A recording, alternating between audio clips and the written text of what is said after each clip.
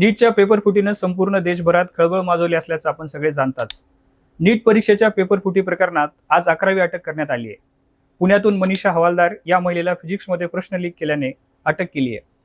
सुरुवातीला महाराष्ट्रातील नाशिकमधून शुभम खैरनाला अटक झाली. याला धनंजय लोखंडेकडून पेपर मिळाला असल्याचं स्पष्ट झालंय. त्यामुळे सीबीआयने लोखंडेला अहिल्यानगरमधून ताब्यात घेतलं. आता साखळी कशी आहे बघा. या लोखंडेला मनीषा वाघमारे या पुण्यातील ब्युटी सलून चालवणाऱ्या महिलेकडून पेपर मिळाला होता. त्यामुळे तिलाही अटक केली. मनीषा वाघमारेमुळे बॉटनीचे प्रश्न लीक करणारी मनीषा मांढरे अडकली. त्याचवेळी सीबीआयने पीव्ही कुलकर्णीला ताब्यात घेतलं. कुलकर्णी सापडल्यानं सीबीआयला मोठेगावकर पर्यंत पोहोचता आलं, कारण नॅशनल टेस्टिंग एजन्सीमध्ये कुलकर्णीला महत्वाची पोस्ट मिळवून देण्यात मोठेगावकरचा महत्वाचा रोल राहिलाय. त्यानंतर डॉक्टर मनोज शिरोळे याला अटक झाली आणि आज मनीषा हवालदारला अटक करण्यात आली आहे. यामुळे झालंय काय तर आतापर्यंत 3 मनीषा सीबीआयच्या ताब्यात आहेत. मनीषा वाघमारे, मनीषा मांढरे, मनीषा हवालदार यांची मनीषाच मूळ कमी वेळात जास्त पैसे मिळवण्याची होती असंच म्हणता येईल. या प्रकरणाच्या संबंधित अपडेट्स आपण पुढेही पाहणार आहोत.